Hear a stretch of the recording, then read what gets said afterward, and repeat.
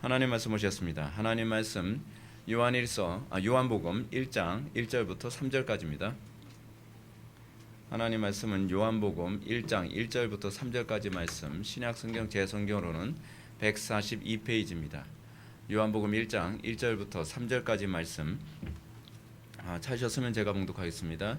태초에 말씀이 계시니라. 이 말씀이 하나님과 함께 계셨으니 이 말씀은 곧 하나님이시니라. 그가 태초에 하나님과 함께 계셨고 만물이 그로 말미암아 지은 바 되었으니 지은 것이 하나도 그가 없이 된 것이 없느니라. 아멘. 이 시간은 서양 철학과 신학의 역사, 오늘 9번째 강의입니다.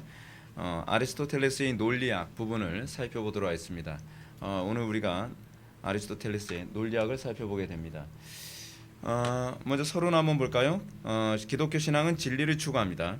진리는 철학에 추구하는 대상 가운데 하나입니다. 왜 서양 철학에서 진리를 추구하냐 하면 진리가 향하는 궁극적 목적이 행복이라고 믿기 때문에 그렇습니다.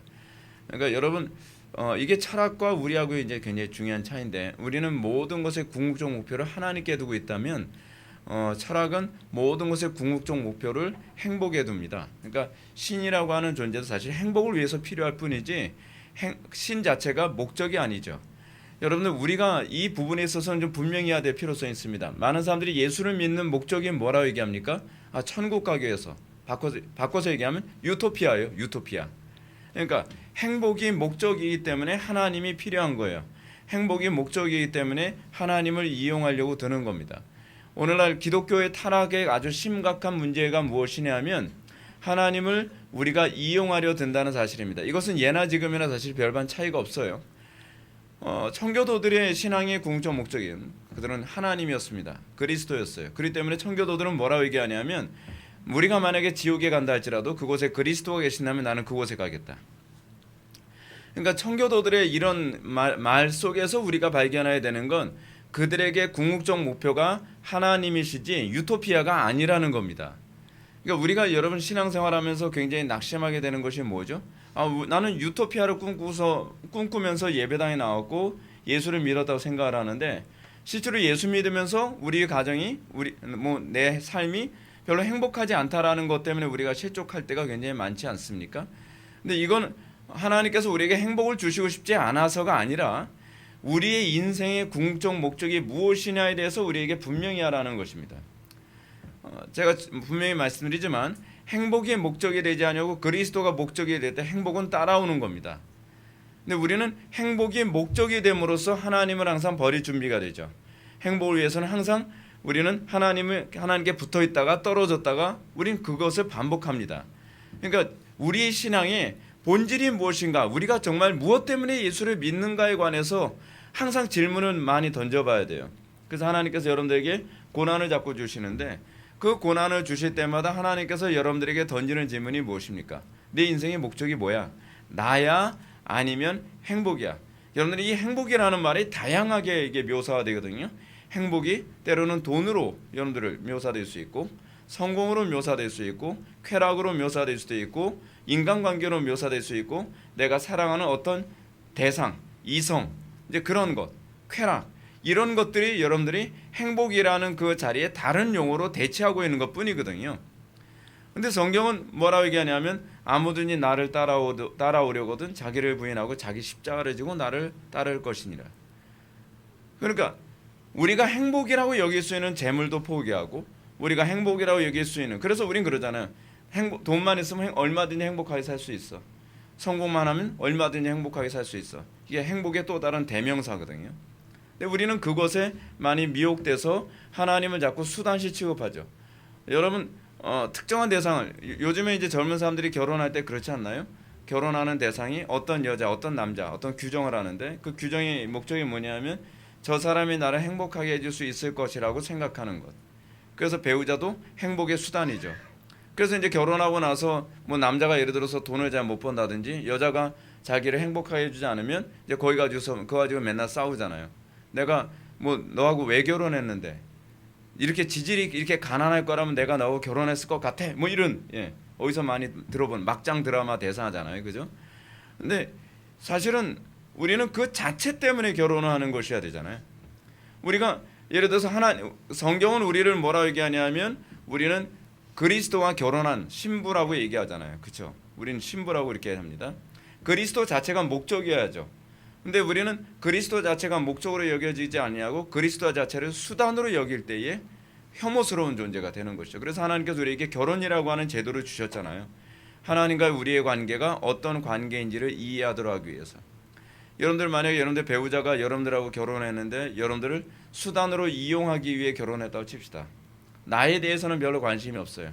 나의 재물, 내가 가지고 있는 재물, 내가 가지고 있는 백그라운드, 내가 가지고 있는 어떤 사회적인 지위 뭐 그런 것 때문에 나하고 결혼했다. 그러면 여러분 어떻습니까? 혐오스럽죠. 같이 살 수가 없죠. 그렇죠? 근데 우리가 하나님과의 관계를 자꾸 그렇게 하면서 이거에 대한 죄책감조차도 느끼지 못한다는 것이 아주 심각한 문제 아닙니까? 그런 부분이에요. 그러니까 필로소피, 여러분 철학이라고 하는 말이 필로소피잖아요. 철학에 대한 어떤 진리에 대한 사랑, 그렇죠? 지혜에 대한 사랑. 근데 그것의 궁극적 목적은 뭐냐? 사실 행복이죠. 철학을 추구하는, 진리를 추구하는 목적 또는 지혜를 추구하는 궁극적 목적도 뭐냐면 그것이 나에게 진정한 행복을 준다고 믿기 때문에, 그래서 진리를 추구하고 지식을, 어떤 지혜를 추구하는 것이죠. 근데 여러분 여기서 이제 우리가 한 가지 좀 생각해봐야 될 게 뭐냐면 진리의 특징입니다. 진리의 특징이 뭐예요? 오류가 없다는 거예요. 여러분 우리 이거 믿죠? 근데 우리는 진리가 오류가 없다는 걸 믿지 않는 것 같아요. 우리가 오늘 논리학이라고 하는 부분은 아리스토텔레스의 논리학이라고 하는 것을 배우게 되는데 논리학의 궁극적 목적이 뭐냐면 우리의 사고의 오류가 최소화되도록 하는 거거든요. 그렇다고 한다면 여러분 논리에 가장 관심을 가져야 될 사람들이 누구죠? 기독교인이죠. 원래 그랬어요. 원래. 그러니까 처음 예수님께서 복음을 전하실 때서부터 항상 주님의 관심은 굉장히 논리적인 것이었어요. 그냥 무조건 믿어. 잘 이해가 안 되는데도 믿어. 그러지 않았단 말이에요. 사람들이 오해를 하죠. 어거스틴은 그렇게 얘기 안 했는데요. 나는 납득하기 위해 믿는다라고 그렇게 얘기했는데요. 근데 그 얘기가 아니에요, 여러분.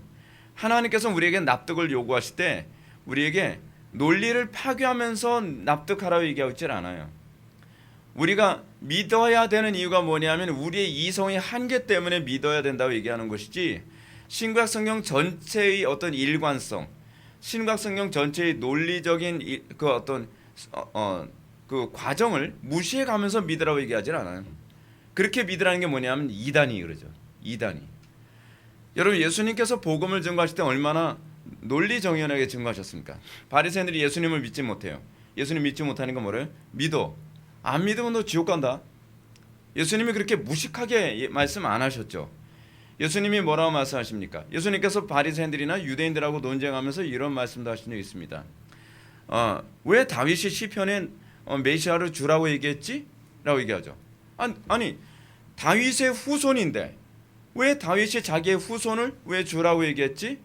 라고 얘기하면서 그들이 한 번도 생각해보지 않은 논리적 타당성을 가지고 질문하죠. 그 이유는 그 주가 육신적 후손이 아니라 하나님이시기 때문이지 라고 얘기함으로써 그 사람들이 굉장히 당황스럽게 만드는, 그게 예수님께서 계속적으로 그분의 사역에서 얼마나 그분이 논리적연하고 얼마나 타당성 있게 사람들을 설득하고 이해시켰는지 우리는 알 수 있죠. 근데 우리는 무식하게 무조건 믿습니다 하면 된다고 생각을 하죠. 그건 기독교가 잘못 알고 있는 거예요. 그거는 기독교가 아닙니다. 언제부턴가 사람들이 이게 교리 가르치면 경건하지 못해, 논리적으로 얘기하면 경건하지 못해 라고 이렇게 생각을 하죠. 제가 옛날에 부교육자 생활할 때 그랬다 그러잖아요. 제가 이제 좀 말을 좀 논리적으로 얘기하고 논리적으로 설교하는 스타일이다 보니까 제가 교육자실에 앉아 있었더니 어떤 여자 집사님, 젊은 집사님이 딱 오셔서 그랬다 그러잖아요. 전사님 자유주의죠. 왜 제가 자유주의라고 생각하죠? 그러니까 너무 논리적이니까. 아니 논리적이니까 자유주의라고 얘기하는 게 너무 비논리적이잖아요. 예. 그래서 제가 너무 납득이 안 돼서 그럼 제가 하나만 물어볼게요. 자유주의와 보수주의의 차이가 뭐죠? 그랬더니 잘 대답을 못 하는 거예요. 제가 말씀드릴게요. 제가 보수주의와 자유주의를 규정하는 중요한 기준은 뭐냐면 성경이 정황무한 하나님의 말씀이냐 아니냐, 이거 믿느냐 믿지 않느냐, 이것이 가장 기본적인 전제입니다. 근데 저는 성경이 정황무한 하나님의 말씀이라고 믿고요. 성경이 정황무한 하나님의 말씀이라는 걸 근거로 해서 제가 논리적으로 얘기하는 것뿐이에요. 그게 보수입니다. 그랬더니 예, 더 이상 할 말이 잊어요. 이게 지금 우리가 착각하는 거예요. 우리는 뭐가 보수라고 생각하죠? 막 환상 봤다, 막 장풍 쐈다, 그리고 뭐 꿈 꿨다, 뭐 예언했다, 그걸 보수라고 생각하잖아요. 근데 그건 자유주의거든요. 근데 그런 어떤 신앙생활의 태도의 문제가 뭐죠? 굉장히 비논리적이죠. 비논리적이에요. 어느 날 갑자기 제가 아는 어떤 여자 전도사님 있었는데 어느 날 갑자기 그렇게 얘기하는 거예요. 제가 어떤 그 성도님을 위해서 기도를 했는데요. 그 성도님이 보니까 굉장히 환상을 봤는데 몸에 구렁이가 감고 있어요. 그래서요. 그랬더니 영적으로 잘못됐다는 거예요. 아니, 구렁이 감고 있는 게 당신이 잘못 본 거일 수도 있지 않냐. 그렇게 얘기하고 싶은 마음이 여기까지 올라갔다 내려왔어요. 그분들은 또 자존심이 굉장히 강해요. 그럼 내가 영적으로 잘못됐다는 거냐? 그럼 제가 그럼 뭐라고 대답해야 됐어요? 네, 그래야 되잖아요. 네, 그러면 또 관계 안 좋아지잖아요. 그래서 제가 그냥 가만히 있었어요. 답답한 거죠. 근데 그게 보수라고 생각하는 거예요. 그거 보수 아닙니다. 그거는 자유주의입니다. 자유주의예요. 하여간 여러분, 아리스토텔레스가 논리학이라고 하는 어떤 철학적 체계를 만들었습니다. 이 철학적 체계를 만든 이유가 뭐냐면 아리스토텔레스의 궁극적 관심이 뭐냐면 진리에 도달하는 겁니다. 그러니까 아리스토텔레스가 진리라고 얘기할 때는 그 진리란 뭘 얘기하는 표현이냐면 보편자를 얘기하는 거예요. 보편자 하면 또 어렵죠. 그러니까 궁극적 실체 이렇게 하니까 이거 더 어렵네. 예. 그러니까 이데아 그래도 어렵고, 하여간 참으로 존재하는 거. 그것도 어렵네. 하여간 아리스토텔레스가 궁극적으로 관심을 갖고자 하는 것이 그거예요. 참으로 진짜 이데아는 무엇인가, 보편자는 무엇인가. 그러니까 쉽게 얘기해서 그거를 신플라톤주의에서는 뭐라고 얘기하냐면 신이라고 얘기한 거예요. 신. 그러니까 진리라는 것 자체는요 신적인 거예요. 그래서 여러분 궁극적으로 우리가 논리학의 그 맨 마지막에 그 정점에 있는 건 뭐예요? 모든 것이 파생되어지는, 우리가 나중에 이제 보게 될 건데, 모든 것이 나오게 되어지는 류이면서 종인 그 무엇. 그냥 넘어가요. 근데 논리학은 사실 좀 글씨를 써가면서 제가 얘기해야지 좀 더 이해가 쉬운데, 하여간 그런 거예요. 아리스토텔레스가 궁극적으로 목표로 하는 바가 뭐냐면, 그러니까 참으로 진리는 무엇이냐. 근데 참된 진리에 도달하기 위해서는 어떻게 해야 돼요? 오류가 없어야 돼요. 오류가 조금이라도 끼게 되면 그거는 참된 신이 아니죠. 참된 보편자가 아니에요. 그래서 그러면 오류 없이 신에게 도달하는 것, 오류 없이 진리에 도달하는 법이 무엇이냐를 이 사람이 하는 건데, 이게 바로 논리학이에요. 근데 논리학이 굉장히 복잡합니다. 굉장히 복잡해요. 복잡한데 사실은 이 논리학을 누가 많이 활용을 했냐면 우리 개혁자들이 굉장히 많이 활용을 했어요. 루터나 칼빈이나 스빙글리나 뭐 이런 사람들, 당대 최고의 천재라고 하는 사람들이 이 논리학에 굉장히 능통했던 사람입니다. 어거스틴도 논리학에 굉장히 능통했던 사람이에요. 그러니까 신학을 하는 데 있어서 논리학은 굉장히 중요합니다. 그리고 이 논리학적 접근을 통해서 사실 뭐가 나온 거냐면 교리가 나온 거예요. 교리가 어떻게 나왔는지 좀 이따 제가 설명해 드리도록 하겠습니다. 그래서 논리학은 단순히 말을 잘하거나 글을 잘 쓰기 위한 어떤 수학적 방편은 아니었어요. 보편자가 무엇인지 오류 없이 찾아가기 위한 방법이었습니다. 이렇게 논리적으로 객관적인 진리, 즉 보편자를 찾아가는 방식. 그러니까 예를 들어서 이제 이렇게 얘기합시다. 이렇게 얘기하면 되겠네. 논리학에서 궁극적으로 목표로 한 바가 뭐냐면 참된 인간이란 어떤 존재인가. 예를 들어서 이제 그렇게 얘기합시다. 모든 사람들이 다 사람이잖아요. 사람인데 사람을 뭐 백인도 있고 흑인도 있고 뭐 황인종도 있고 뭐 여러 가지 사람도 있고 애도 있고 어른도 있고 뭐 노인도 있고 다 여러 가지 종류의 사람이 있는데, 사람들은 이런 생각. 그러면 사람이라고 하는 진정한 본질은 무엇인가? 사람을 규정할 수 있는 근거가 무엇인가? 이런 거 있잖아요. 그게 이제 보편자죠. 근데 사람을 규정하는 데 있어서 잘못 규정하면 어떻게 되죠? 짐승하고도 어떻게 좀 비슷한 게 될 수도 있잖아요. 그런 게 하나도 끼지 않고 참으로 사람이라고 얘기할 수 있는 기준은 무엇이냐, 이제 이런 것을 규정하는 거죠. 넘어갑시다. 어려워요. 이렇게 논리적으로 객관적인 보편적을 찾아가는 방식은 후에 기독교 교리가 체계화되는 어떤 수단이 됩니다. 그래서 나중에 보편자 논쟁이라는 얘기가 나와요. 그건 나중에 이제 또 이제 공부하게 됩니다. 아리스토텔레스의 논리학. 철학을 접근하는 데 있어서 항상 염두에 두어야 될 구조가 있습니다. 제가 이제 계속 반복해서 얘기하죠. 여러분들의 이 사고 구조는 머릿속에 좀 있어야 돼요. 있어야 돼. 첫 번째 항상 뭐예요? 존재론 또는 실제론. 참으로 존재하는 것은 무엇이냐? 참으로 실제하는 것이 무엇이냐? 그 문제죠. 참으로 실제하는 것. 왜 이런 얘기가 나오죠? 사실은 참으로 존재하지 않는 것들이 많기 때문에 그래요. 이 문제는 사실은 요즘에 상당히 좀 중요한 문제입니다. 왜냐하면 예를 들어서 여러분 우상의 문제가 뭐죠? 여러분 성경에서 구약에서 자주 얘기하는 얘기가 있어요. 뭐냐면 너희들이 섬기는 우상은 실제로 존재하지 않는 거야. 그렇죠? 근데 여러분 바울이 아레오바고 가서 사람들한테 복음을 전할 때 헬라인들 향해서 뭐라 얘기하고 있습니까?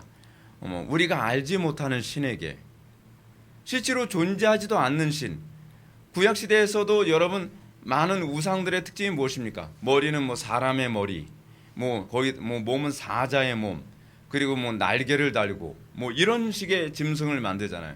근데 그 존재가 실제로 존재하나요? 참으로 존재하나요? 아니죠.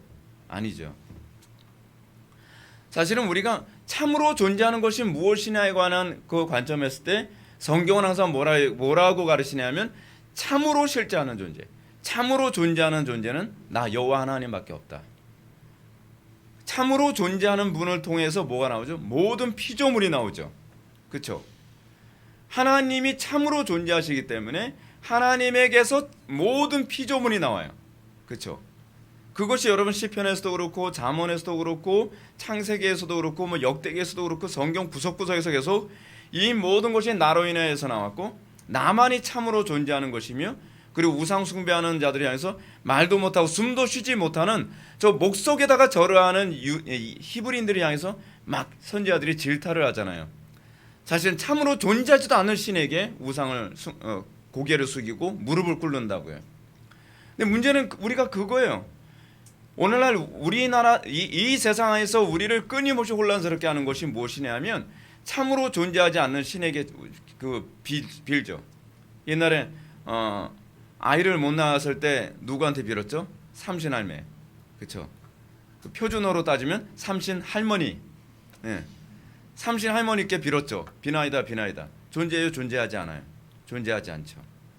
그리고 또 자기 아들이 과거를 시험 보러 가게 되면 어떻게 해요? 참으로 존재하지 않는 신에게 비나이다. 누구에게요? 천지신명께. 천지신명 만나봤어요?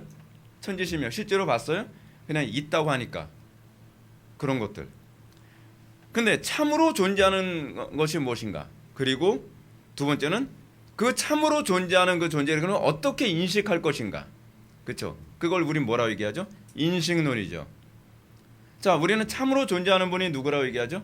하나님이시라고 그러죠. 근데 하나님이 실제로 존재하는지 존재하지 않는지 어떻게 알아요? 그걸 어떻게 인식하죠? 성경을 통해서 인식하죠. 근데 성경을 통해서 인식하는데 그냥 지적으로 인식하는 것만이 아니죠. 하나님께서는 이스라엘 백성들에게 말씀하시고 만나 주셨죠. 여러분 오늘날 우리에게 필요한 게 그거죠. 제가 우리 개혁파 신학을 굉장히 자랑스럽게 여기지만 오늘날 우리 개혁파 신학이 잘못 가고 있는 것이 무엇이냐 하면 하나님을 지적으로는 설명을 하는데 그 하나님을 우리가 전인격으로 만나는 것에 대해서 관심이 없다는 거예요.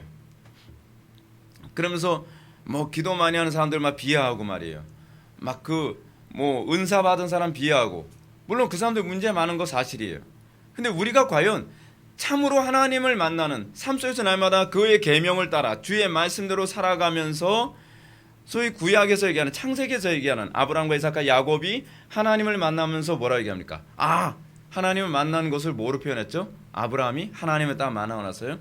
여호와 이래 이렇게 얘기하잖아요. 하나님을 만난 거예요. 그리고 하나님을 직접 만나고 나서 그들에게 여러 가지 표현이 나오죠. 사사기에서는 여호와 샬롬. 누가 그렇게 얘기하죠? 기도원이 그렇게 얘기하죠. 여러분 우리는요. 우리가 만난 하나님에 대한 그런 고백이 있어야 돼요. 근데 그 고백이 뭐하고 일치하냐 하면 계시와 일치해요. 성경과 일치해요. 그래서 나의 인식이 나의 착각이 아니라 또는 마귀가 준 것이 아니라 하나님께서 주신 거라는 것을 계시된 하나님의 말씀을 통해서 인식을 하죠. 근데 그 인식이 사실은 뭐로 나타납니까? 가치론으로 나타나는 거죠. 가치론. words. 그렇죠? 근데 최고의 가치. 그 가치를 뭐로 표현해요? 미학과 윤리학으로 표현한다 그랬죠. 근데 여기서 이제 흥미로운 표현을 제가 좀 인용을 했습니다. 뭐라 했냐면 가치론이 미학과 윤리학으로 세분화되는 것은 윤리와 미학으로 표현할 수 있는 것만이 참으로 인식하고 있다고 보기 때문에 그래요. 여러분들이 윤리로 표현하지 못한다면 여러분들 사실은 참으로 인식하지 못한 거예요. 문제가 그거예요, 여러분. 자, 보세요. 어떤 사람이 그림을 그립니다. 그림을 그리는데 자기가 인식하지 못한 대상을 그림을 그릴 수 있어요, 없어요? 없죠. 자기가 인식하지 못한 대상을 음악으로 표현할 수 있어요, 없어요? 없죠. 문제가 그거예요. 우리가 윤리 도덕이 없어도 나는 하나님 만났다라고 자꾸 이렇게 고집을 피우는 사람들이 많이 있거든요. 근데 우리가 하나님을 만났을 때에 우리가 그걸 뭐로 표현하냐면 윤리로 표현해요. 자, 미학이라 했을 때 여러분 저는요 작곡을 못하는데 그럼 저는 주님을 못 만난 건가요? 아니, 그 얘기는 아니고요. 여러분들이 예를 들어서 같이 찬양을 합니다. 찬양을 하는데 노래 못 불러도 좋아요. 여러분들이 음을 다스려도 좋아요. 중요한 건 뭐냐면 여러분들이 하나님을 만났을 때는 그 찬양의 가사에서 여러분들은 미학으로 나타난다는 거예요. 하나님을 만나지 않고 우리는 마치 하나님 만난 것처럼 흉내를 내는 사람인데 그건 다 가짜예요. 실제로는요. 우리에게 있어서 가치론으로 표현되지 않는다고 한다면 우리는 사실 하나님을 만난 적이 없는 거예요. 우리의 신앙의 선배들은 하나님을 만난 것이 윤리와 도덕으로 나오죠. 많은 사람들이 어떤 사람은 이렇게 얘기합니다. 저 주님 만났어요. 저 예수님 믿었어요. 저 회심했어요. 저 구원받았어요. 우리 이런 표현 되게 많이 듣죠. 저는 영접교됐다는 사람들 또는 구원받았다는 사람들 중에서 상당수의 사람들이 그들에서 윤리와 도덕이 안 나오는 것을 보면서 저는 그들이 회심 또는 그들의 구원받음에 대해서 좀 굉장히 회의적으로 생각을 해요. 그들이 진정으로 구원을 받았다고 한다면 그들은 윤리와 도덕으로 나와요. 그건 그 즉시 나와요. 삭개오도 그 즉시 나왔잖아요. 은혜 받고 나서 곧바로 나오지 이것이 시간이 지나야 나오는 것이 아니란 말이에요. 그래서 제가 제 설교의 중요한 하나의 그 매번 나오는 것이 뭐냐면 행위와 열매에 관한 얘기. 열매가 없으면 그 뿌리가 그리스도께 접붙임 바 된 것이 아니라는 거죠. 그리스도가 아니라는 그 뿌리가. 그 마지막 네 번째는 논리학입니다. 논리학은 참으로 아는 것, 즉 보편자, 내가 만난 참으로 실제하는 존재를 오류 없이 찾아내는 방식으로 고안하는 방식이죠. 그리고 그 내가 만난 그 실제를 최대한 오류 없이 입증하기 위해서 주어진 것이기도 해요. 이것을 통해 신자는 진리에 대하여 오류를 최소화하는 묵상을 가능하게 됩니다. 우리가 왜 논리적으로 사고해야 되냐면 논리적으로 여러분들이 조나단 에드워즈가 얘기한 것처럼요. 우리가 구원받고 나면 가장 첫 번째로 나타나는 현상이 뭐냐면 이성이 고양되는 거라고 제가 말씀드렸습니다. 조나단 에드워즈가 한 말이거든요. 가장 적절해요. 정말 적절한 얘기입니다. 예수 믿고 나서 이성이 마비되는 사람이 있습니다. 그거는 그 만난 대상이 예수가 아니기 때문에 그렇습니다. 여러분 우리 주변에 이런 사람 있잖아요. 예수 믿고 나면 설득이 안 돼요. 그 사람이. 합리적인 사고가 안 돼요. 예수 만났다고 하는데 도무지 이 광신에서 빠져나오질 않아요. 그런 사람들이 가정을 다 파괴하거든요. 가족들과 상식적인 대화도 안 돼요. 그걸 신앙이라고 생각하면 곤란합니다. 예수를 믿고 나면 그 사람은 굉장히 이성적이 돼요. 왜냐하면 하나님의 존재 방식 자체가 이성적이기 때문에 그렇습니다. 우리는 하나님의 형상이 회복된 거거든요. 그래서 우리는 합리적이 돼요. 근데 그 합리성이 소위 보편적 합리성에 따르는 합리성은 아니에요. 우리는 성경이라고 하는 성경의 일관성에 위배되지 않은 합리성을 따르죠. 이게 셰퍼가 하는 얘기입니다. 그런데요, 우리에게서 이 합리성이 필요한 이유가 뭐냐면 오류에 빠지지 않도록 하기 위해서예요. 상당수의 많은 이단들의 특징이 뭐죠? 성경을 지멋대로 해서 그래요. 근데 여러분 교회사 안에서 보게 되면은 교리 논쟁 굉장히 많이 했었죠. 우리의 신화의 선배들이 교리 논쟁 왜 많이 했습니까? 성경적이라고 얘기하는데 성경적이지 않은 걸 날카롭게 찝어내는 거예요. 그러니까 예를 든다면 여러분 오리겐을 통해서 종속론이라는 게 나왔죠. 근데 오리겐이 성경 구절 가지고 얘기를 합니다. 아, 하나님 아버지는 나보다 더 크시니라 라고 얘기하지 않았냐? 그리고 예수님이 아버지보다 더 적은 거 아니냐? 했을 때 아멘 그러지 않았단 말이에요. 신구약 성경 전체의 통일성과 일관성이라는 것을 가지고서 논리적으로 이걸 계속 반박을 하는 거예요. 그 사람들이 신앙이 없어서 그런가요? 그것이 신앙이에요. 오늘날 소위 은사주의자들이 뭐라 얘기하냐면 그렇게 합리적으로 얘기하면 저 사람은 은혜가 없어. 은혜가 없어. 은혜가 없는 게 아니라 그게 은혜예요. 여러분. 바울이 얼마나 논리적으로 신앙을 입증해냅니까? 여러분들이 잘 아는 것처럼 요한복음은 뭐죠? 그 당시에 이단이었던 영지주의를 반박하기 위해서 어떻게 거룩하신 성삼위 하나님이 존재하는가에 관한 부분을 논리적으로 입증한 게 사실은 요한1서고 요한복음이고 2서고 뭐 그렇잖아요. 그리고 예수님부터가 얼마나 논리적으로 말씀하셨고, 사실 기독교 역사는 굉장히 논리적인 역사거든요. 근데 우리는 언제부턴가 기독교가 광신적인 역사인 것처럼 오해를 하죠. 그거는 기독교를 잘못 이해하고 있어서 그런 겁니다. 아리스토텔레스는 분석론이라 번역되는 아나리티카라는 독립된 학문을 만들었습니다.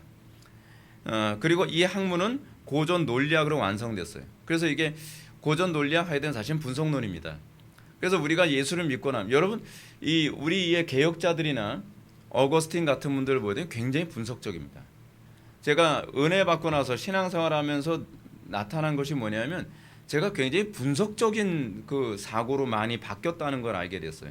제가 원래 분석적이진 않습니다.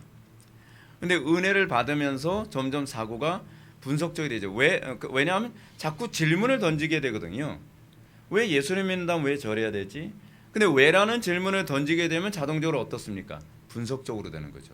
분석적으로요.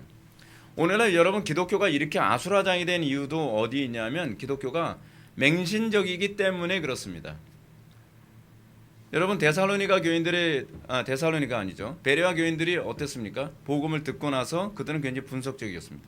이것이 그런가 아닌가, 이것이 하나님의 말씀인가 아닌가 꼼꼼히 따져보죠. 상고하였다라고 하는 말의 헬라어 원의미가 뭐죠?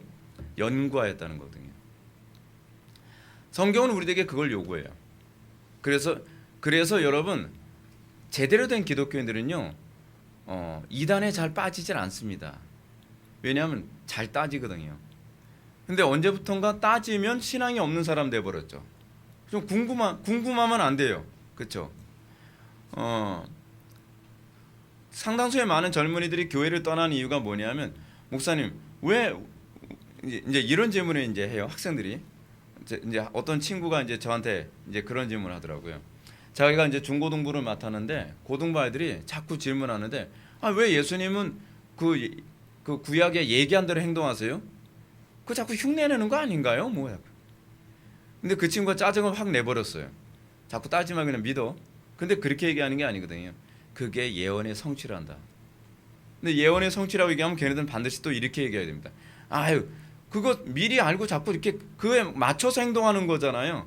그러면 이제 이렇게 얘기할 수 있죠. 너는 그러면 미리 계획하고서 계획된 대로 사라지디? 안 사라지거든요. 하나님의 주권과 작정을 표현한 거거든요. 그러니까 여러분 그런 질문들은 굉장히 좋은 질문이거든요. 학생들이 그런 질문을 장난스럽게 질문했다 하더라도요. 그런 질문에 대답을 해주면서 진리에 대해서도 관심을 가질 수 있게 되는 건데 교회에서 질문하지 말라고 막 강요하는 거예요. 막 질문 막 하게 되면 눈 크게 뜨면서 막 눌러버리고요. 눈빛으로. 그러니까 애들이 교회 안 나오는 거죠. 교회는 맹신적이다. 하여간 여러분 이 논리학이 소위 철학의 전유물이라고 생각하지 마십시오. 우리의 신앙의 선배들도 논리학을 굉장히 중요시 여겼습니다.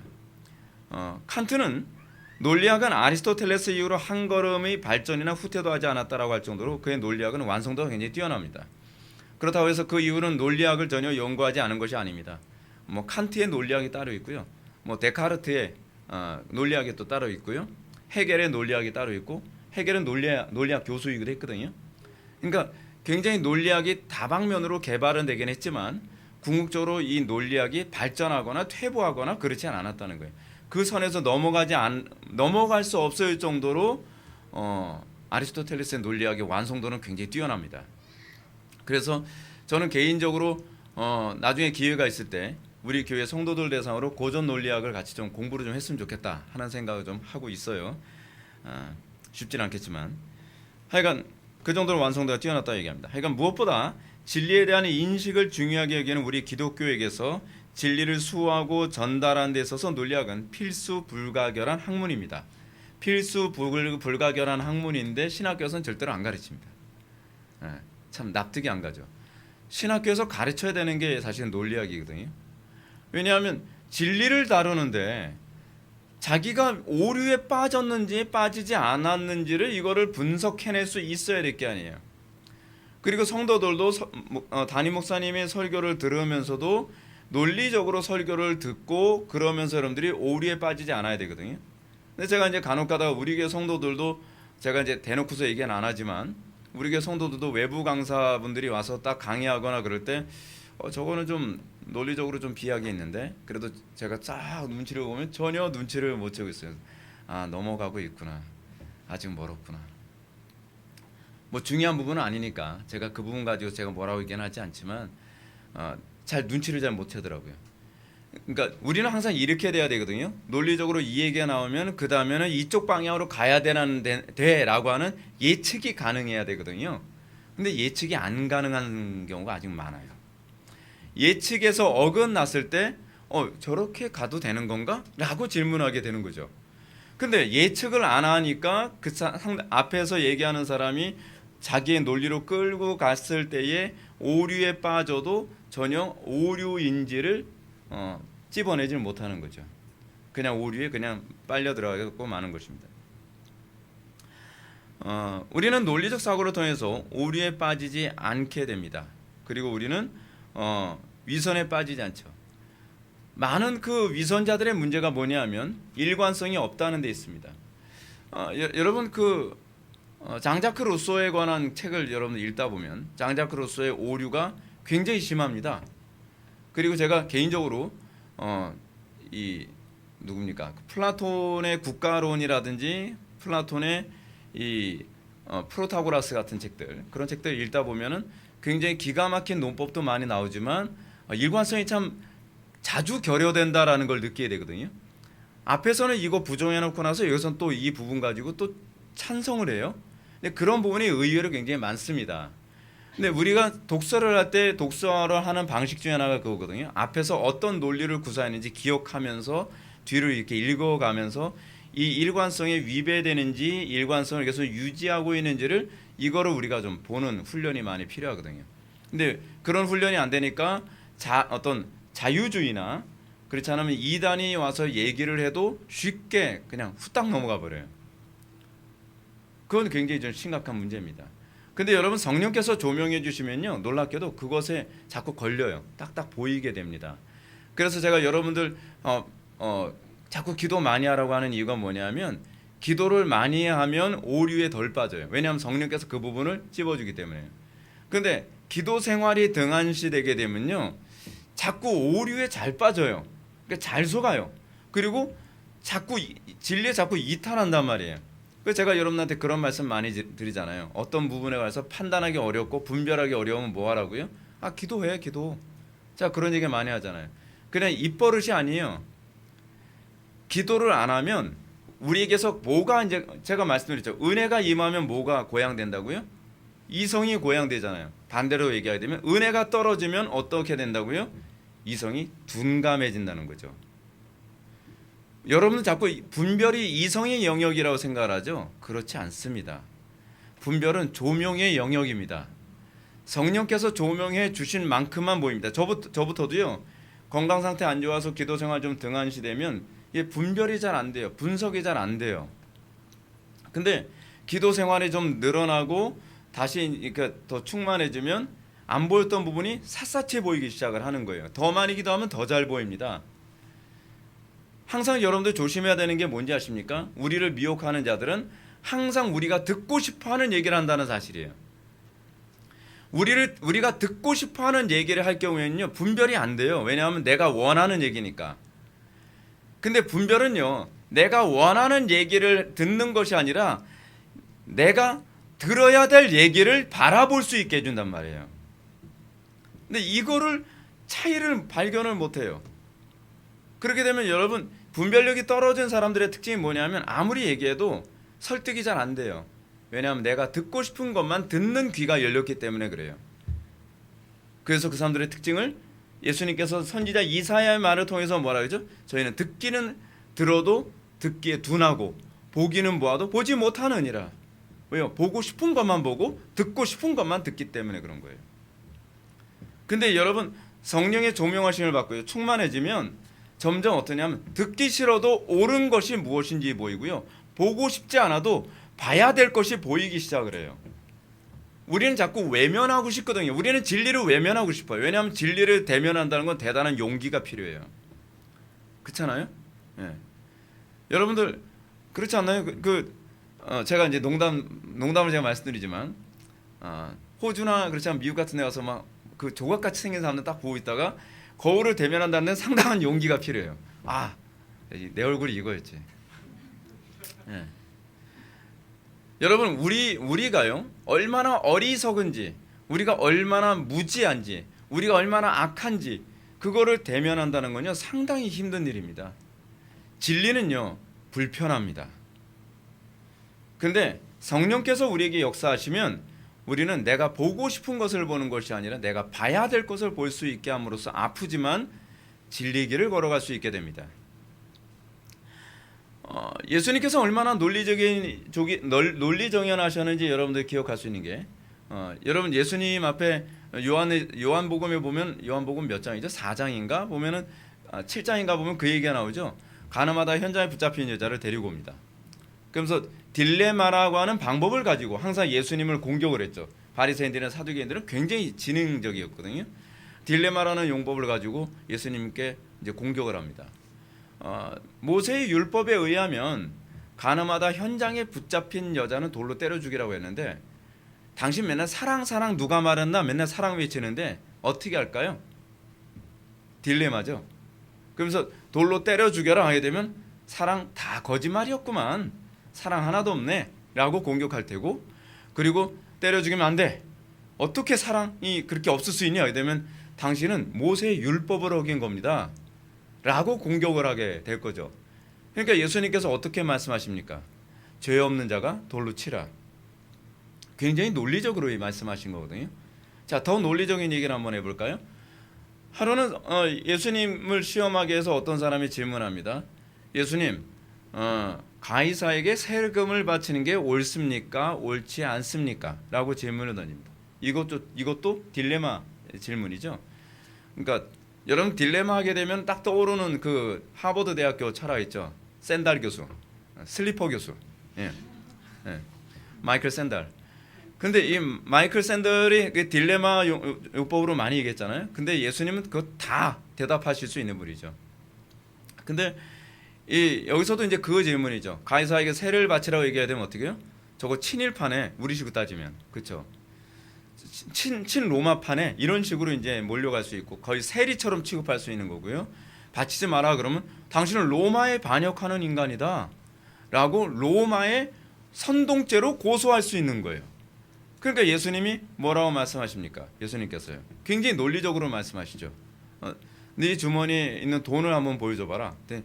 그 당시에 주머니 어떤 돈을 갖고 있는지 다 아신 거죠. 주머니에 손을 딱 꺼냅니다. 그러면서 그래, 네 주머니에 있는 그 동전에 있는 화상이 누구의 화상이냐, 누구의 얼굴이냐라고 얘기하는 거예요. 가이사 얼굴인데 왜요? 뭘 어쨌다고? 이제 그런 거죠. 그러니까 예수님이 그렇게 말씀하시죠. 그래, 그럼 가이사의 화상을 가졌으면 가이사에게, 그리고 하나님의 형상으로 창조됐다면 하나님께 바쳐라. 기가 막힌 논법이죠. 기가 막힌 논법이죠. 우리가 오늘 본문 말씀에서 본 것처럼 하나님께서 태초에 말씀으로 천지를 창조하셨습니다. 그 말씀이 어설픈 말씀이 아닙니다. 굉장히 철저하고 빈틈이 없는, 논리적으로 전혀 오류가 없는, 논리는요 하나님의 형상이에요. 그렇기 때문에 우리가 예수를 믿고 나서 우리가 논리적이고 합리적으로 살아가고 생각하는 것이 정상입니다. 오늘날 기독교가 자꾸 비난을 받는 것도 당연한 것이 뭐냐면 그것이 하나님의 형상이라는 것을 망각했기 때문에 그래요. 오늘날 교회 안에서 상당수의 교회들이 어떻습니까? 비합리적으로 움직여지는 교회들, 오히려 세상보다 더 비합리적이죠. 그러면 안 됩니다. 교회는 세상에 보면서 모델로 삼아야 되는 곳이거든요. 근데 교회 안에서 합리성이 없어져 버렸어요. 교회 안에서도 교회가 오히려 세상보다 더 비합리적이고 더 불법이 심하고 더 몰상식해요. 그러니까 세상 사람들이 교회를 향해서 손가락질하는 것은 당연한 것이죠. 때문에 어거스틴을 비롯한 개혁자들은 논리학을 굉장히 중요시 여겼다는 부분을 좀 우리가 염두에 두셔야 되겠습니다. 자, 올바른 사회를 위한 논리의 기본 구조 한번 볼까요? 여러분들 묵상 많이 하죠? 묵상. 근데 우리가 묵상을 할 때에 묵상은 항상 어떤 식으로 묵상을 하냐면 어떤 논리적 사고의 진행 방향을 통해서 우리의 묵상이 전개되어집니다. 근데 이 논리적 사고의 진행에 오류가 들어오게 되면은 거기서 이단이 될 수가 있어요. 그래서 이 상당수의 많은 사람들이 성경의 특정한 하나의 구절만을 가지고서 생각이 거기서 철학으로 논리적 사고를 하게 되면서 이단에 빠지는 거죠. 예. 소위 구약의 많은 철학, 구약 성경을 가지고서 많은 사람들이 그런 이단에 빠진 사람들이 굉장히 많이 있잖아요. 여러분들 한번 보시죠. 우리가 초대교회 때서부터 쭉 나오는 이단들의 특징이 무엇입니까? 묵상에 뭐가 개입하면서 이 오류에 빠지죠? 철학이죠. 그렇죠? 예를 들어서 뭐 어떤 사람은 플라톤주의로 묵상을 하면서 영지주의가 옳다고 생각하는, 그렇죠? 어떤 사람은 필론이나 그렇지 않으면은 그 누굽니까? 신플라톤주의, 뭐 그런 사람들한테 영향을 받아서 사고의 전환이 일어나죠. 그러니까 성경에서 예수님께서 이러이러하셨다. 그러면 예수님이 어떤 특정한 영역을 가지고서 논리적으로 사고하는데 우리는 칼빈이 그래서 이런 얘기가 나온 겁니다. 성경이 가라고 하는 데까지 가고 성경이 멈추라는 데서 멈추고 성경이 침묵한 데 침묵하라. 왜 칼빈이 이런 얘기를 했냐면 성경을 해석하는 데 있어서 철학적 논법 사용하지 말라는 얘기입니다. 그래서 칼빈이 가장 혐오했던 성경 해석 방법이 뭐냐면 스콜라주의라 그래요. 스콜라가 어디서 나오는지 아시죠? 스칼럿. 이게 대학이라고 하는 이런 그 개념에서 나온 학문이라는 개념에서 나온 거거든요. 그러니까 인간적 학문 사고를 가지고 성경 해석하지 말라는 거예요. 성경의 논리적 체계를 가지고서 생각하라는 거죠. 그래서 칼빈은 끊임없이 어떤 걸 얘기할 때 그것에 대한 논리적 근거를 성경에서 다 끄집어내요. 그 사람이 철학에 능통한 사람임에도 불구하고 철학적 논리 구조를 사용하지 않았단 말이에요. 근데 철학적 논리 구조를 사용하지 않았지만 논리적으로 사고를 했어요. 예. 그렇게 하면서 교리가 나오게 된 거예요. 여러분 삼위일체 논쟁, 삼위일체 교리가 나오게 될 때도요. 그게 무슨 논쟁인지 아십니까? 성경에 오류가 없이 논리적 체계가 되느냐 안 되느냐 이제 그 문제인 거예요. 우리의 신앙의 선배들은 삼위일체 교리에 대해서 잘못되면 그건 철학적이라는 걸 입증을 하고 성경은 그 부분을 동의하지 않는다. 그래서 종교 개혁자들이 가지고 있었던 언어의 습관이 있었습니다. 성경의 근거가 뭔데? 항상 이거 따지는 걸 되게 좋아했어요. 그래서 이 가톨릭주의자들이 제일 싫어했던 게 뭐냐면 성경적 근거가 뭔데 이 소리를 정말 싫어해요. 네. 니네들은 그래서 뭐라고 하냐면 너희들은 자꾸 따지는 사람들이다라고 개혁자들을 자꾸 몰아붙였거든요. 근데 여러분 우리가 원래 따지는 사람들이에요. 여러분들 삶 속에서 여러분 예를 들어서 우리 교회 안에 이런 게 들어왔습니다. 뭐 뜨레스테아스라든지 그렇지 않으면 관상기도라든지 그런 새로운 기도운동 같은 게 막 들어왔어요. 그런 사람들 어떻습니까? 기도했더니 관상기도했더니 그 요번에 나 돈벼락 맞았어. 관상기도했더니 병고침 받았어. 관상기도했더니 문제가 해결됐어. 그럼 우리 개혁자들은 개혁파 신학을 공부하는 사람들은 뭐라 그러죠? 그거만 두고서 얘기하는 것이 아니라 성경적 근거가 뭔데? 그러면 이제 그 사람들 되게 기분 나빠요. 아니 돈벼락 맞았다니까. 아니 돈벼락은 마귀도 줄 수 있어. 병고침은 마귀도 줄 수도 있어. 미혹의 용도 다 할 수 있는 거야. 근데 중요한 건 그게 성경적 근거가 뭔데? 그러면 이게 뒤집어 보면 성경적 근거가 없어요. 또 성경적 근거라고 갖다 붙인 거 보게 되면은 본문을 지 멋대로 해석을 한 경우가 얼마나 많은지 몰라요. 그래서 로마 가톨릭 같은 경우는 그러잖아요. 모호한 성경 구절 가지고, 이건 이단들이 항상 하는 방식인데, 모호한 성경 구절 가지고서 뭐라 그래요? 연옥의 근거로 삼아요. 이렇게도 해석할 수 있고 저렇게도 해석해 보일 수 있는, 일반 평신도들이 봤을 때는 도무지 어떻게 해석해야 될지 몰라 보이는 모호한 구절 가지고서 그러면서 어떻게 만드는 거예요? 그래서 연옥교리를 막 끄집어낸단 말이에요. 근데 얄밉게도 우리 개혁자들은 그 본문을 정확하게 해석을 해가지고 틀렸다는 걸 입증해내죠. 그럼 얼마나 어떻게 해요? 얄미워 죽겠어 소리가 나오잖아요. 네. 근데 얄미워 죽겠는 것이 아니라 그게 우리가 가지고 있는 태도예요. 자, 근데 오늘날 한국 교회가 어떻죠? 실용주의를 가버렸죠. 제가 개인적으로 요즘에 대형 교회에 대해서 제가 굉장히 부정적으로 보는 이유가 뭐냐면, 서울의 모 교회, 제가 어떤 교회라고 얘기하지 않겠어요. 모 교회 같은 경우에는 이게 성경적이냐 성경적이지 않냐 별로 중요하지 않아요. 일단 그 프로그램을 일단은 교회에서 실행하고 난 다음에 교인들의 반응이 좋고 호응도가 좋으면 그냥 정착을 시켜버려요. 근데 성경적이라도 이것이 별로 반응이 안 좋으면 그냥 사장돼서 없어져 버려요. 근데 제가 여러분한테 그 말씀드리죠. 성경적인 거요, 살아남기 힘듭니다. 왜 성경적인 게 살아남기 힘들죠? 우리 본성이 싫어해요. 근데 왜 상당수의 교회들이 성경적이냐 성경적이지 않느냐에 관심을 안 갖냐? 교회에 들어온 사람들은 다 구원받은 사람이라고 전제를 깔고 교회를 운용하기 때문에 그렇습니다. 근데 저는 전제가 달라요, 그분들하고. 저는 교회 안에 들어온 사람들 중에서요, 구원받은 사람이 많지 않다고 생각을 하는 입장이에요. 이게 개혁자들이 가지고 있는 사고방식이거든요. 그 대부분 여러분 복음주의 노선에 있는 사람들은 어떻게 생각하죠? 빌리 그레엄 같은 사람들한테 영향받은 사람들, 찰스 피니 같은 사람들한테 영향받은 사람들, 영접교회 됐으면 구원받은 거지? 아니요, 우린 그렇게 안 봐요. 우린 열매로 나무를 알리라. 그가 끊임없이 세상과 구별된 삶을 살고 있고, 그가 성경의 권위를 정말 존중하며 그에게 열매가, 성경적인 열매가 나타나기 전에는 우리는 믿질 않아요. 휘필드가 그런 얘기했죠. 휘필드가 막 각성을 통해서 엄청나게 많은 사람들이 막 회개하고 막 주께로 돌아오고, 뭐 한 번 설교하는데 10만 명이 막 회개하는 현상까지만 나타났거든요. 10만 명 설교하려면 예배당에서 예배 못하죠. 그래서 그 당시에는 장외에서 설교했어요. 예배당 밖에서요. 그래서 5개 설교라고 했었거든요.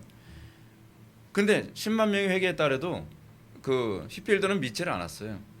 휘필드가 뭐라고 얘기하냐면, 나는 여러분들이 회개에 합당한 열매를 맺기 전에는 난 여러분의 회심을 믿지 않겠다라고 얘기해요.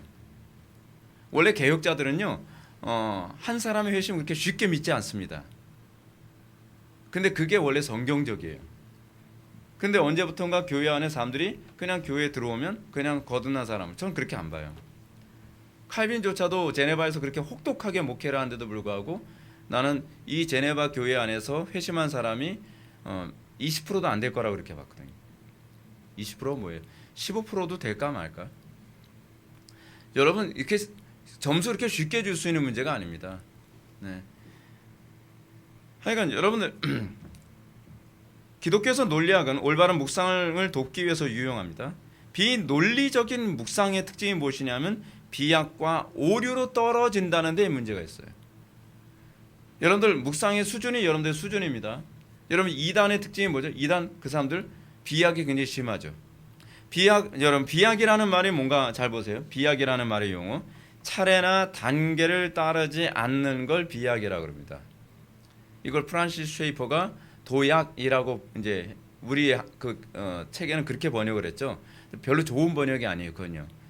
우리나라 말에서 도약이라고 하는 것은 발전을 위해 한 단계 올라서는 걸 주로 도약이라고 얘기하거든요. 영어로는 립이라고 되어 있거든요. 사실은 이 셰퍼가 얘기하는 것은 비약이에요. 그러니까 비약이 뭐냐면 하층부에서 상층부로 올라와 버리고 하층부에서 상층부에서 하층부로 그냥 막 내려오는 거거든요. 그러니까 쉽게 얘기해서 이런 겁니다.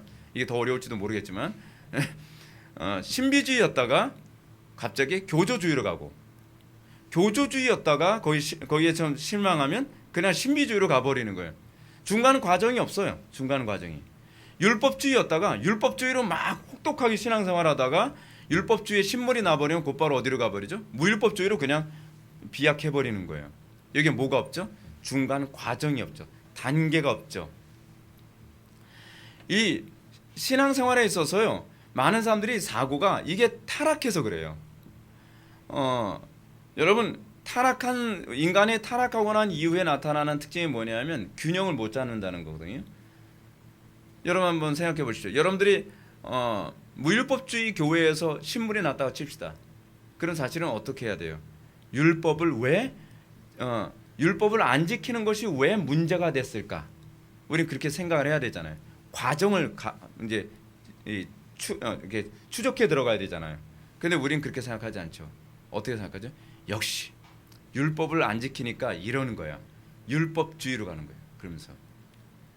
그러면서 이 사람들의 특징이 뭐냐면 율법을 지키지 않음, 율법으로부터의 자유가 뭔지는 생각하지 않고 율법을 철저히 지켜야 된다고 하는 것으로 그냥 가버리죠. 신비주의에서 여러분 교조주의로 간 사람들의 특징이 무엇입니까? 제가 그런 사람들 여러 번 만나봤었거든요. 신사도 운동이나 순복음이나 그런 교회에서 맨날 막 방방 뜨면서 뭐 예언하고 뭐 은사하고, 근데 그런 교회의 특징이 뭐냐면 윤리도덕이 굉장히 없잖아요.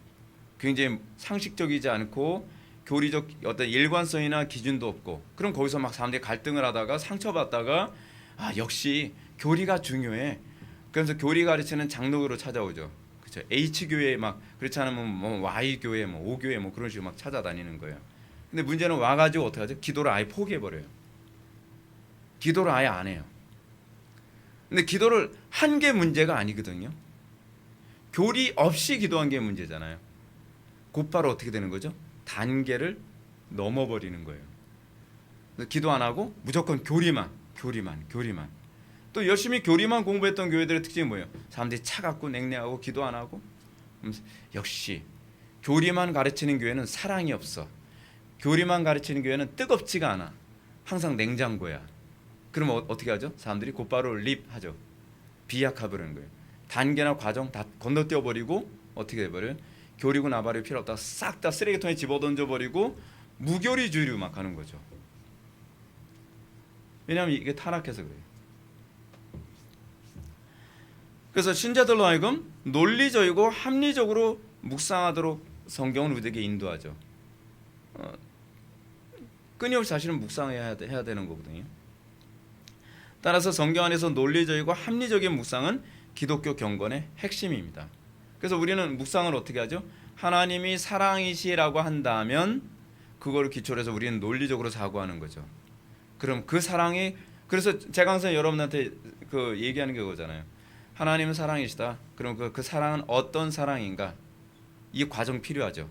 근데 우리는 어떤 사랑인가라는 과정은 딱 빼버리고 하나님은 사랑이시니까 우리는 무조건 불법과 싸우면 안 되죠.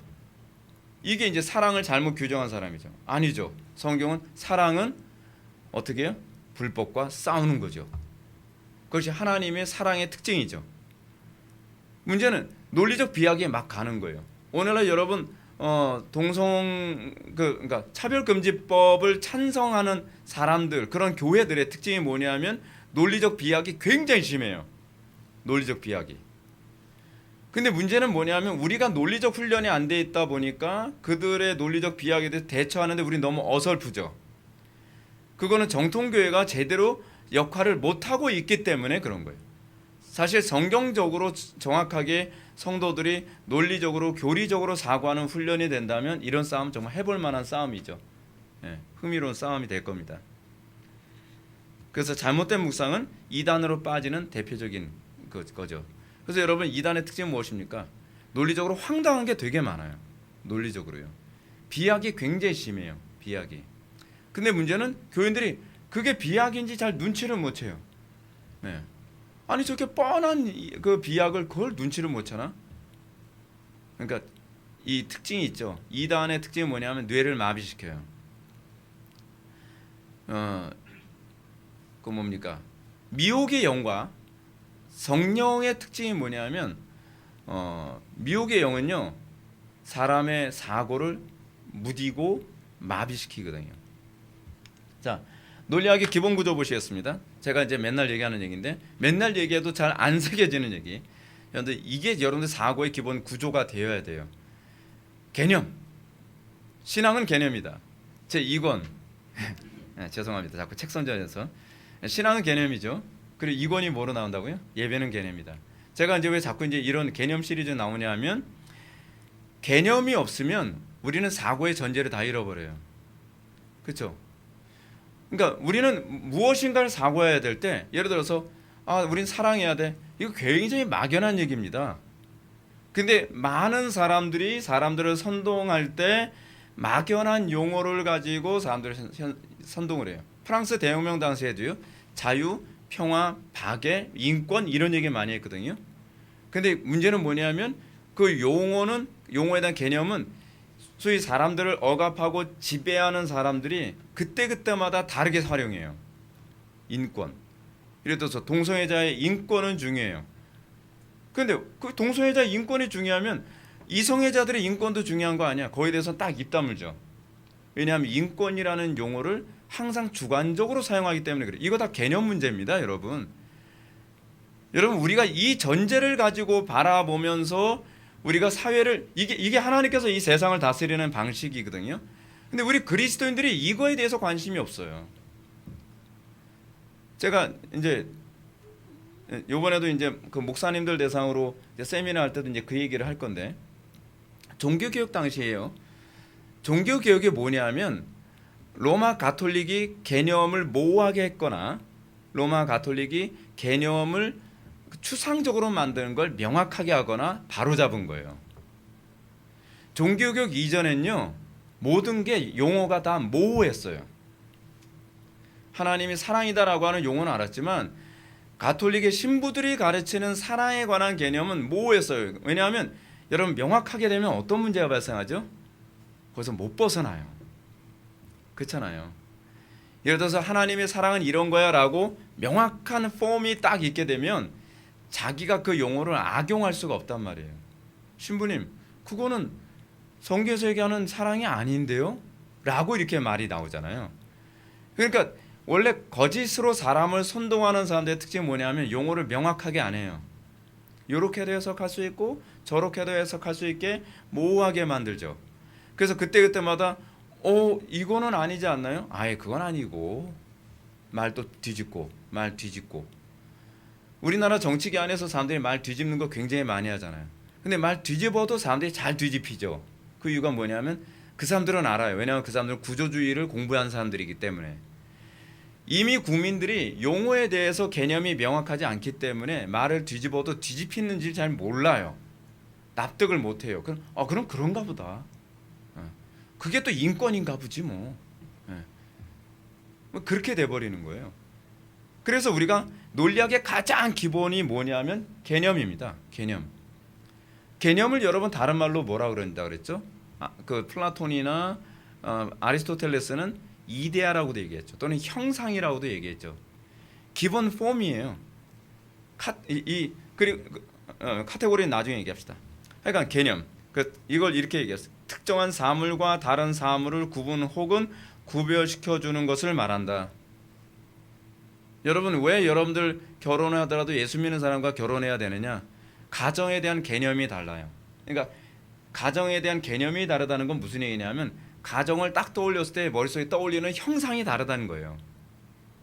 각자가 생각하는 가정에 대한 이데아가 있잖아요. 어떤 형상이 있잖아요. 근데 안 믿는 사람들은 그 가정에 대한 형상이 불분명해요. 근데 요즘 기독교인들도 불분명한 게 이게 문제인데 우리 기독교인들은요 성경이 얘기하는 가정에 대한 것이 명확하게 개념이 잡혀 있어야 돼요. 교회에서 그거 가르쳐야 돼요. 그리고 성에 관한 개념 그리고 생명에 관한 개념. 그래서 우리는 생명에 관한 개념을 얘기하면서 낙태 절대로 안 된다. 며칠 이상 그런 거 우리는 없다. 왜냐하면 우리는 생명에 관한 개념이 세상 사람들과 다르기 때문에 그래요. 그러니까 개념이 없으면 싸울 수가 없어요. 개념이 없으면 분별을 못해요. 그래서 특정한 사물과 다른 사물을 구별 혹은 구별시켜주죠. 우리가 예를 들어서 기독교인들의 가정은 안 믿는 사람들과의 가정과 구별되죠. 왜 그렇죠? 우리는 개념이 있어서 그래요. 근데 요즘에 기독교인들의 가정과 안 믿는 사람들의 가정에 구별됨이 없죠. 왜 그렇죠? 개념이 없어서 그래요. 오늘날 우리가 세상 사람들과 교회가 세상의 일반 단체들과 구별됨이 없죠. 예를 들어서 저는 굉장히 답답한 게 뭐냐면 교회 안에서 무슨 요가도 하고요. 교회 안에서 무슨 뭐 외국인들을 초청해서 한글 공부 같은 걸 시켜주고요. 교회 안에 무슨 수영장도 만들어주고요. 큰 교회, 우리 교회는 수영장 만들 수도 없어요. 예. 그리고 뭐 어떤 교회는 교회 안에서 온갖 세속적 프로그램 다 한단 말이에요. 그러면서 교회가 도대체 이게 뭐 무슨 문화센터인지 교회인지 구분이 잘 안 돼요. 그리고 어떤 교회는 교회 예배당을요 카페 형식으로 꾸몄어요. 그 카페 형식으로 예배당을 꾸몄을 때 저 같은 사람은 딱 보면 저 사람이 신학이 보이는 거예요. 예배당은 카페하고 다르거든요. 근데 그런 사람들은 예배당을 카페 형식으로 꾸미는 이유가 뭐냐면 예배가 무엇인지에 관한 개념이 없어서 그래요. 개념이 없으니까 예배 공간에 대해서 세상과 카페와 구별됨이 없죠. 개념이 있으면 구별돼요.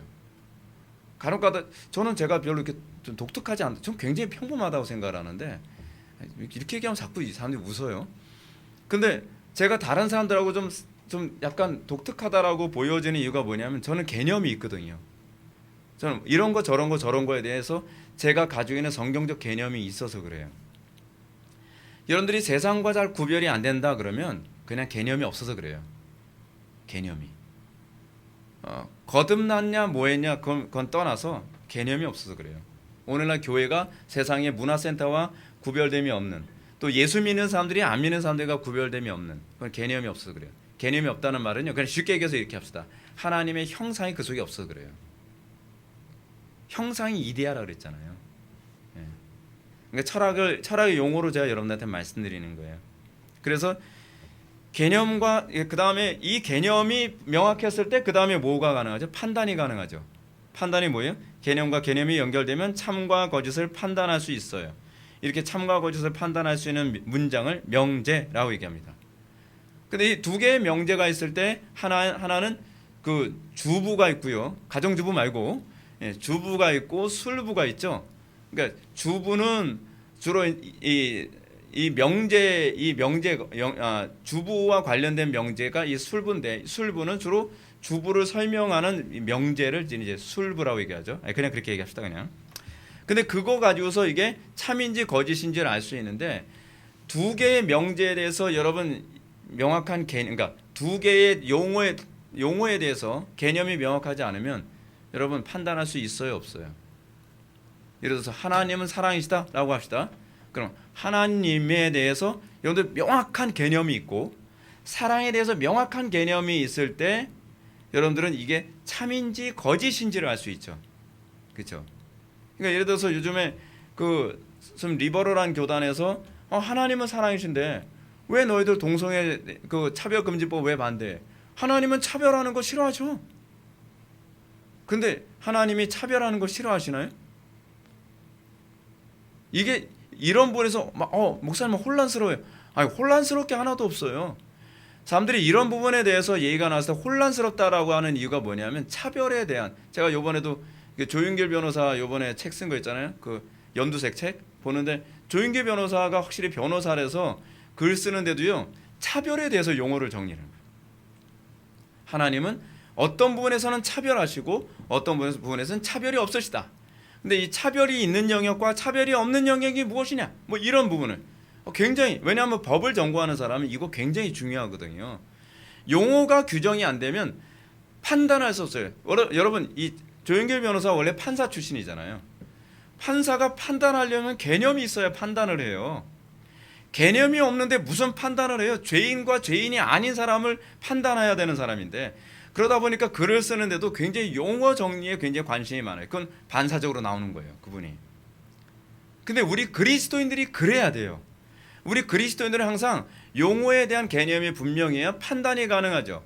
이단이 얘기할 때 비스무리하게 말합니다. 근데 비스무리하게 얘기했을 때도 용어에 대한 개념이 분명, 저거 거짓말이네, 저거 참이네, 이게 분명하죠. 근데 개념이 안 되면 말을 들으면서 맞는 말 같기도 하고 틀린 말 같기도 하고, 그래서 우리는 개념 없구만, 그렇게 되는 거죠. 그리고 그 개념이 분명하고 판단이 분명한 명제가 있을 때, 그러니까 여러분 그 다음에 무엇이 가능하냐면 추론이 가능하거든요. 추론을 할 때 어떻게 추론합니까? 두 개의 전제에 의해서 추론하게 되죠. 대전제와 소전제를 근거로 해서 추론을 한단 말이에요. 근데 이게 사실 연역법 그 논증에서 나오는 개념인데 이건 뭐 지금 논리학 공부를 뭐 하려면 날 새니까 그냥 이렇게만 얘기를 할게요. 이 두 개의 판단이 옳아야 추론이 틀리지 않겠죠. 근데 여러분 이게 교리가 만들어지는 방식이에요. 사람들이 그런 얘기하잖아요. 삼위일체라는 말이 어디 있어요? 삼위일체라는 말 없죠. 근데 삼위일체라는 이 교리가 참이라고 우리는 어떻게 알 수 있죠? 삼위일체 교리를 설명해주는 대전제와 소전제 같은 논리적 구조에 오류가 없다는 걸 찾아내서 성경적으로 오류가 없다는 얘기예요. 성경적으로 오류가 없다는 것을 근거로 해서 삼위일체가 성경적이라는 걸 알 수 있죠. 오류가 없다는 걸 알 수 있죠. 이건 그래서 우리는 교리를 뭐라고 얘기해요? 진리라고 얘기해요. 아니 사람들이 이런 얘기를 하잖아요. 그거는 사람이 만든 거지 그게 하나님께서 만든 겁니까? 아니 그 하나님께서 우리에게 논리적으로 사고할 수 있게 하셨잖아요. 제가 그 성경 구절을 제가 까먹었는데 말라기성가 아모스성가에 보게 되면은요 여호와께서 말씀하셨느니라라고 하면서 나오는 성경 구절이 있어요. 그런데 그 성경 구절이 율법서에 나오는 그러니까 모세 오경에 나오는 말씀을 논리적으로 응용해서 나온 명제예요. 그런 부분들이 굉장히 많다니까요.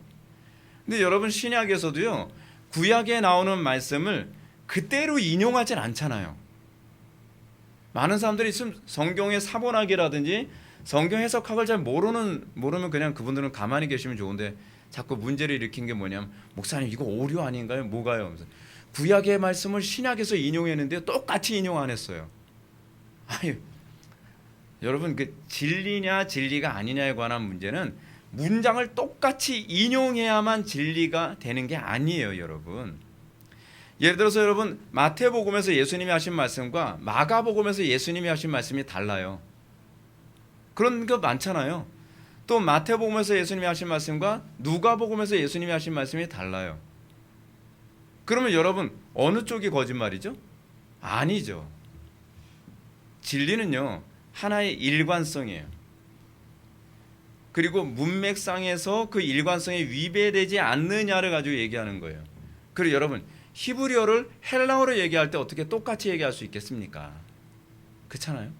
그럼 여러분들이 성경을 어떻게 믿겠어요, 여러분? 여러분들은 어떤 걸 보고 있는 거죠? 여러분들 번역 성경을 보고 있잖아요. 번역 성경을요. 근데 여러분 예수님의 제자들도 성경을 무슨 성경 봤을까요? 번역 성경 봤어요. 기분 되게 좋죠. 예수님의 제자들이 히브리어 성경을 다이렉트로 본 게 아니라니까요.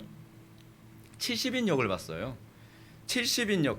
그러니까 헬라어로 번역된 구약 성경을 헬라어로 번역된 걸 봤단 말이에요. 그래서 예수님의 제자들이 말씀을 인용할 때 헬라어로 인용을 한 거예요. 근데 그걸 우린 진리라고 해요. 참 이거 다 설명하려면 시간이 너무 많이 걸려서 패스할게요. 하여간 교리는 이런 방식으로 만들어지는 거예요. 그래서 교리 논쟁이라는 과정이 생기는 거죠. 자, 한번 볼까요? 그럼 개념이란 무엇인가? 제가 아까 얘기했죠. 개념을 이해하기 전에 우리가 관심을 가지는 것. 오늘 좀 복잡해도 좀 몇 가지 이거 다 얘기하고 가야 돼요. 개념이요, 여러분 외연과 내포를 염두에 두어야만 합니다. 왜냐하면 겉모습이 다 똑같아요. 용어는 똑같이 해요. 자, 이제 시간이 없어서 그냥 제가 간단하게 설명할게요. 자유주의 신학자들, 소위 칼바르트 이제 같은 사람들, 그렇지 않으면 보네퍼 같은 사람들 다 실존주의자들이거든요. 이 사람들 예수님 얘기 엄청 많이 해요. 십자가 얘기 엄청 얘기 많이 하죠. 뭐 구원, 부활 엄청 얘기 많이 해요. 근데 그들이 얘기하는 그 용어가 우리하고 다른 용어예요. 외연은 똑같죠. 외연은 예수님. 예를 들어서 여러분 해방신학자들이 교회 굉장히 교회는 중요해. 교회는 그리스도의 몸이야. 이런 소리 엄청 많이 하거든요. 근데 그 사람들이 얘기하는 교회, 그 사람들이 얘기하는 그리스도의 몸으로서의 교회, 그거 다 뭐냐면 민중을 얘기하는 표현이에요. 오클로스. 외연은 그리스도를 얘기하죠. 또 외연으로서는 그리스도의 몸으로서의 교회를 얘기하죠. 근데 그 그리스도가 아니라니까요. 내포된 의미는 민중이에요. 민중. 여러분 보네퍼 책 읽으면 굉장히 어렵습니다. 왜 어려우냐면 뭔 얘기를 하는지 모르겠어요. 그 보네퍼 책을 제대로 이해하려면요, 보네퍼가 예를 들어서 여기서 속죄라는 단어를 사용했으면 이 속죄라는 단어를 계속 문맥에서 어떤 용례로 사용했는지를 잘 관찰해야 돼요. 잘 관찰해 보면 보네퍼가 얘기하는 속죄가 우리가 얘기하는 그 속죄가 아니에요. 네. 그러니까 많은 사람들이 그 외연의 속죄, 목사님 보네퍼 맞는 소리 엄청 많이 했는데요, 구절만 보면 맞는 소리인데요, 문맥에서 보면 틀린 소리예요. 그래서 개념이 중요하다는 거예요. 하나의 용어를, 우리하고 똑같은 용어를 사용하는데 그 용어에 대한 개념을 어떻게 사용했는지를 보면 그게 참이기도 하고 거짓일 수도 있죠. 특히 바르트 책이 굉장히 모호하거든요. 바르트 책이 모호한 이유가 뭐냐면 전통적인 그 용어의 개념을 사용하지 않고 자기가 생각한 개념을 사용해서 그래요. 그 외연은 같은 외연을 사용하는데 내포가 달라요. 그 사실 딴 얘기하고 있는 거예요. 딴 얘기를. 그래서 여러분들 이 칼바르트 신학을 공부하시는 목사님들 설교를 이제 들어보면 그분들 예수님 얘기 무지 많이 합니다. 십자가 얘기도 무지 많이 하고요. 그래서 저보고 그러니 목사님이 얘기한 그 교단이 뭐 자유주의라고 얘기하는데 우리 목사님은 굉장히 보수적인 것 같아요. 그래요. 왜요? 그랬더니 우리 목사님만큼 십자가, 부활, 뭐 예수 그리스도, 뭐 자기 부인 그렇게 많이 얘기하신 분도 흔치 않을 거예요. 칼바르트입니다. 네. 외연은 똑같은데 내포가 다른 거예요. 근데 사단은요 항상 그렇게 얘기합니다. 사단은요, 여러분 사단이 하와를 미혹할 때도 어떻게 미혹했습니까? 까놓고 얘기 안 해요. 내포에 감추죠. 내포된 의미를 감춰서 미혹을 해요. 그것이 창세기 때서부터 사단이 끊임없이 사용했던 방법이에요. 그래서 코넬리우스 반티리 한 말인데요, 밑부분 한번 보세요. 여기서 어떤 존재를 묻는 질문, 이 부분 한번 볼까요? 그래서 어떤 존재인가를 묻는 질문이 존재의 여부를 묻는 질문에 선행한다. 이것은 내포가 외연을 선행한다라고 얘기하는 거죠. 반티리 왜 이 얘기를 했냐면 하나님이라고 얘기하는 게 중요한 것이 아니라 하나님이라고 하는 내용이 무엇이냐가 더 중요하다, 그 얘기인 거예요. 나 교회 다녀요. 교회라는 것이 중요한 게 아니죠. 근데 그 교회가 어떤 교회인데, 저희 교회는 신자로 시작하는 교회 같은데요, 신천지 교회. 교회라고 다 같은 교회가 아니죠. 그렇죠? 목사라고 다 같은 목사가 아니죠. 그죠? 또 이 기독교라고 다 같은 기독교가 아니죠. 많은 여러분, 그래서 이 외연을 계속적으로 사람들에게 혼란을 주기 위해서 이단들이 이름을 자꾸 바꿔요. 이름을요. 그래서 많은 사람들이 거기에 속는 거죠. 반티리 그래서 그 얘기를 하는 겁니다. 내포가 외연을 선행한다. 어떤 면에서는 그렇습니다. 우리는 다른 용어를 사용하더라도 내포가 같으면 한 형제인 거예요. 그죠? 그렇게 우리 이해를 해야만 합니다. 시간이 없으면 패스하고. 개념은 특정한 사물과 다른 사물을 구분 또는 구별시켜주는 거라 그랬죠. 여기서 구별시켜주는 것은 외연이 아니라 내포라는 점을 잘 기억하십시오. 여러분, 같은 교회라고 해서 구별되는 게 아니죠.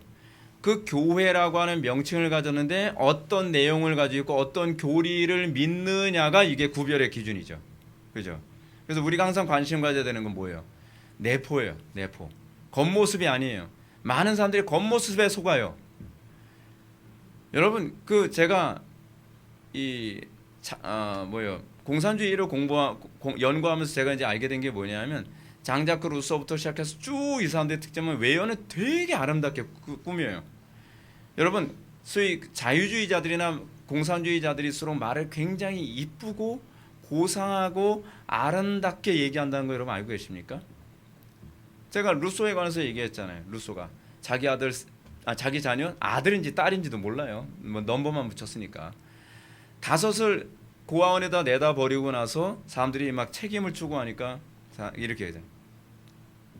아버지로서 사랑하는 자녀를 내버릴 때에 그 심정이 어떻겠습니까? 나는 정말 가슴 아픈 마음을 가지고 그런 식으로 고상하고 아름답게 꾸미죠.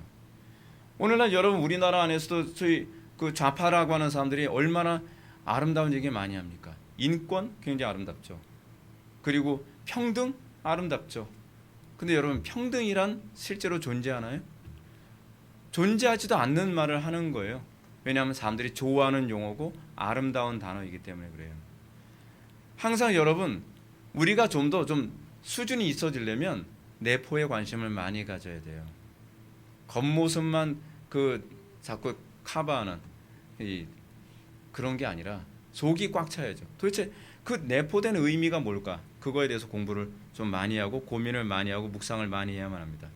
시간이 없어서 좀 판단. 시간이 너무 많이 가는데.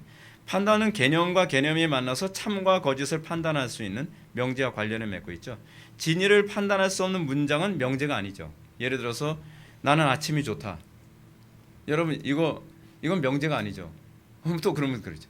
저 사람이 아침이 실제로 좋아하는지 뭐 좋아하는 시간인지 어떻게 알아요? 아니 그 얘기가 아니라 그 주관적인 얘기잖아요. 그렇죠? 참과 거짓을 판단한다는 것은 객관성을 담보로 한 표현이에요.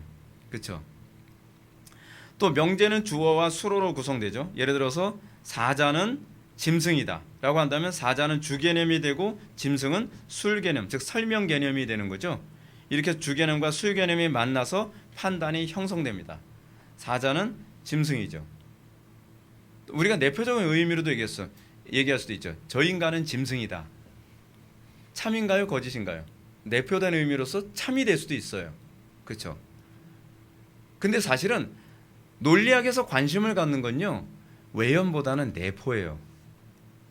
그래서 그 내포된 의미를 가지고 수사학적 표현이나 문학적 표현까지도 많이 사용하죠. 그래서 우리가 항상 논리학에서는 내포된 의미에 관심을 많이 갖는다는 것을 여러분들 좀 염두에 두시고 생각하시기 바랍니다. 자, 경험과 관찰을 통해 주개념과 수개념, 상위개념과 하위개념을 분석하면 최종적으로 이 모든 것을 포섭하는 개념이 무엇인가를 찾는 것이 논리학의 목표예요. 무슨 얘기냐? 제가 이제 이거를 표현하려고 했는데 좀 제대로 좀 만들지 못했는데 이거는 이런 거예요. 기독교 하게 되면 기독교는 우리가 가지고 있는 진리 전체를 다 포함하고 있죠. 근데 기독교 안에는 뭐가 들어가죠? 뭐 장로교, 감리교, 성결교, 침례교, 그리스도교, 오순절교, 뭐 루터교 다 기독교 안에 포함되잖아요. 근데 이 기독교 안에 포함되려면 사실은 기본적으로 전제하는 게 있어야죠. 우리가 믿는 바에 대한 기본적 골격. 그것을 전체를 다 포섭한다는 얘기가 그 얘기거든요. 다 포섭하는 개념으로서 기독교죠. 그래서 우리가 신천지를 기독교라고 얘기 안 하죠. 여호와의 증인을 기독교라고 얘기하지 않죠. 천주교를 기독교라고 얘기하지 않죠. 근데 이 개념이 다르니까 방송국에서는 천주교를 기독교라고 이렇게 얘기를 하죠. 우리는 그 용어 사용하면 안 돼요. 우리는 천주교를 기독교라고 보지 않습니다. 우리는 그 포섭 안에 범주에 들어가지 않는다고 보는 거예요. 예. 그래서 개념도 상위 개념이라는 것이 존재해요. 하위 개념이라는 것이 존재하고, 그리고 종 개념이 존재하고, 그 류 개념이 존재하고 그래요. 이건 뭐 패스. 시간이 없으니까. 추론이란 무엇인가? 추론은 판단과 판단이 결합되어 이루어지죠. 추론이 가능하기 위해서는 판단이 형성돼야 되고요. 판단이 안 되는데 어떻게 추론을 하냐 말이에요. 그렇잖아요. 우리가 지금 추론의 가장 심각한 문제가 뭐냐면 판단도 못하는 사람이 추론을 하려고 한다는 게 그게 문제란 말이에요. 그런 사람들의 특징이 뭐예요? 명탐정 코난을 딱 보면서 무조건 추론하는 거예요. 아니 판단도 못하면서 무슨 추론을 하냐 말이에요. 그러니까 우리가 항상 사고를 할 때에 뭐부터 시작해야 돼요? 개념부터 시작해야 판단이 가능하고 판단이 가능해야 나중에 추론이 가능하죠. 예, 사과는 과일이다. 사과가 뭔지 아는 사람이 사실은 이 과일이라는 것이 사과가 무엇이고 과일이 무엇인지를 알아야 이게 참인지 거짓인지 알 수 있잖아요. 또 과일은 식물이다. 과일과 식물에 대한 개념을 알아야 이게 참인지 거짓인지 알 수 있죠. 그랬더니 그러면 사과는 식물이군요. 라고 얘기할 수 있는 이 추론. 그렇죠. 마치 교리는 이런 식으로 만들어지는 거예요. 예. 여러분 사과는 식물이다라고 얘기하면 이건 오류입니까? 아니죠. 똑같이 교리는 이런 방식으로 그래서 진리의 권위를 갖죠. 결론. 바쁘게 왔습니다. 기독교 신앙은 진리를 다룹니다. 진리는 단순한 지식이 아닙니다. 진리의 특징은 현실적이라는 데 있습니다. 여러분 현실적이라는 말의 의미가 뭐냐면 여러분 예를 들어서 교회에서 여러분 진리를 배웠어요. 근데 진리의 가르침을 배웠는데 삶에 아무런 도움이 안 돼요. 그럼 그건 진리라고 할 수가 없어요. 무슨 얘기냐면 여러분 성경의 교리가 객관적으로 진리일 수는 있지만 그것을 여러분들이 실천해서 여러분들 것이 되기 전에는 그 진리를 여러분들이 제대로 인식하지 못한 거예요. 여러분 하나님 사랑이시다 다 인정을 하죠. 그 진리예요. 객관적인 진리예요. 근데 여러분들이 그 하나님의 사랑이 참된 진리라는 걸 언제 깨닫게 됩니까? 여러분들 삶 가운데서 그 사랑이 현실화되어졌을 때 그 사랑이 이 사랑이구나. 내가 머리로 알 때의 사랑의 개념과 내가 체득됐을 때의 사랑의 개념이 다르죠. 뭐 예를 들어서 또 이렇게 얘기합시다. 이건 여러분들이 좀 약간 이해하기 어려우니까 좀 더 이해하기 쉽게. 바나나는 달콤하다. 여러분 참이에요, 거짓이에요? 참이죠. 네. 참이에요, 여러분. 네. 강요라도 어쩔 수 없어요. 근데 여러분들이 바나나를 먹었을 때의 그 달콤함에 관한 개념이 달라져요. 달콤함이 설탕처럼 설탕은 그냥 달기만 하잖아요. 근데 그 단 또는 꿀같이 단 그것이 아니라 다른 향이 섞인 이런 유형의 식감이 있는 이런 유형의 달콤함이라는 것. 그래서 이 소위 바나나의 달콤함에 대한 개념 그리고 감이 가지고 있는 달콤함의 개념이 다르죠. 네. 그래서 우리의 개념은 실제적이라는 거예요. 단순히 지식이 아니라는 거예요. 이론적으로 타당하지만 현실적이지 않다고 생각한다면 그것은 사실 진리가 아닙니다. 그래서 여러분들이 설교 말씀을 듣고 순종하지 않으면 진리로 여겨지지가 않아요. 여러분들 어쩔 때 여러분들이 진리다라고 하는 말에 무릎을 치면서 피멍이 드냐면 여러분들이 그 말씀을 순종하면서 현실화 됐을 때예요. 그렇죠? 이런 차원에서 기독교 교리는 추상적이거나 막연한 믿음을 요구하지 않습니다. 실제로 역사적 사건과 언어로 선포된 명제를 기반으로 해요. 그래서 성경의 기록 방식의 특징이 뭐냐면 공자왈, 맹자왈 이렇지 않아요. 역사와 관련해서 진리가 기술되어 있어요. 여러분 논어나 맹자 여러분 보셨죠? 논어나 맹자 보게 되면은 진짜 진리같이 공자왈 뭐 그러면서 막 쭉 나오고 근데 그건 역사적으로 검증이 되질 않은 거예요. 자기 주관이죠. 자기 생각이에요. 제가 오늘 그 베르그송에 관한 글을 잠깐 읽었는데 베르그송이 창조적 진화론자거든요. 근데 베르그송에 관한 책을 읽으면서 이 사람이 막 너무나 확신을 가지고 뭐 창조적 진화에 관해서 글을 썼어요. 근데 제가 읽으면서 당신이 아무리 확신하든 그건 지 생각이지. 그건 자기 생각이에요. 그 사람이 아무리 진리라고 해도. 근데 문제가 뭐냐면 인본주의자들이 소위 그 창조적 진화론이라고 하는 베르그송의 사고방식을 전제로 해서 그걸 진리라고 생각하고 논리적 체계를 세워요. 그러면 추론이 자동적으로 어떻게 되죠? 잘못되죠. 오늘날 왜 철학이 들어오면 안 되냐면 이 잘못된 추론이 철학으로 들어오기 때문에 그런 거거든요. 근데 철학은 진리가 아니에요. 전 똑똑한 사람이 한 소리죠. 근데 그걸 진리라고 생각하는 보편성의 전제를 두고서 그걸 대전제, 소전제로 삼고서 진리라는 식으로 떠들어대는 사람들이 사회를 망가뜨리고 교회를 파괴하고 있다는 거죠. 여러분 그건 진리 아닙니다. 진리는 오로지 성경밖에 없어요. 모든 사고의 전제, 모든 것을 추론하고 판단할 수 있는 근거는 오로지 성경에서만 나옵니다. 그래서 솔라 스크립투라가 나오는 거예요. 언어로 선포된 하나님의 말씀은 결코 역사적 사건과 충돌하거나 모순되지 않습니다. 모든 진리는 일관성과 타당성을 지닙니다. 이 과정을 통해서 신자들의 삶에 그들의 영향을 끼치죠. 무엇보다도 기독교 신앙은 성경의 용어에 관심을 가져야만 합니다. 왜냐하면 용어의 개념은 참과 거짓에 대한 판단을 가능하게 하는 최소 단위일 뿐만 아니라 여러분 개념은 본질이라고 얘기해요. 왜냐하면 이데아이기 때문에. 성경을 아무리 많이 읽고 교리를 많이 배웠다고 하더라도 문장을 이루는 용어의 개념을 명확하게 이해하지 않으면 여러분들은 자기 방식대로 생각해요. 제가 아무리 설교를 잘해도요. 여러분들이 가지고 있는 용어로 이해를 하게 되면 결국 여러분들은 딴 생각. 역시 나는 옳았어. 역시 내가 이 기존에 신앙생활 했던 것도 틀리지 않았네. 아니 그게 틀리지 않았는데 왜 당신 삶이 틀렸겠어요? 그렇잖아요? 그거는 용어가 잘못된 걸 눈치를 못 채고 있는 거예요. 제가 막 속이 터져요. 하나님은 말씀으로 세상을 창조하셨습니다. 신자는 말씀으로 창조된 존재입니다. 여러분들은 그렇게 창조됐어요. 말씀을 통해서 우리는 삶의 모든 것에 대한 해석이 바뀐 존재이며 새로운 삶을 살아갑니다. 이 과정 속에는 하나님의 일반 은총의 논리가 중요한 역할을 하죠. 그 제가 여러분들이 항상 관심을 갖기를 바라는 게 뭐냐면 여러분들이 정말 바르게 인식을 하고 있는지를 항상 점검하길 바라는 거예요. 여러분들의 오류가 많아요. 저도 오류가 많고요. 그 시간이 지나면서 제가 내가 이 부분에 오해가 있었구나. 내가 이 부분을 잘못 알았구나. 내가 하나님이 사랑이라는 부분을 내가 이 부분에서 내가 편협하게 이해했구나. 결국 인생이 계속 그것의 연속이에요. 성화는 그 과정이에요. 인식의 변화가 일어나면서 성화가 일어나거든요. 인식이 안 바뀌었는데 성화가 일어날 수 있는 건 불가능해요. 행동이 도덕적이라서 성화가 아니에요. 인식이 바뀌면서 행동이 바뀐 것만 여러분 성화입니다. 여러분들에게 이런 놀라운 은총이 항상 있어지기를 주님의 이름으로 축원합니다. 기도하시겠습니다. 사랑이 많으신 하나님, 우리가 오늘 논리학에 대해서 공부했습니다. 우리의 신앙생활과 무관하지 않다는 걸 다시 한번 깨닫게 됐습니다. 우리가 바르게 논리적으로 사고할 수 있는 은혜를 날마다 더하여 주시고 우리가 어디 가든지 오류 없이 오류가 최소화된 상태에서 바르게 생각하고 판단하고 추론해서 좋은 열매를 맺고 사회를 올바로 주도하고 인도할 수 있고 가정에서 올바른 영향을 끼칠 수 있도록 은혜 베풀어 주옵소서. 예수님의 거룩하신 이름으로 기도 올립나이다. 아멘.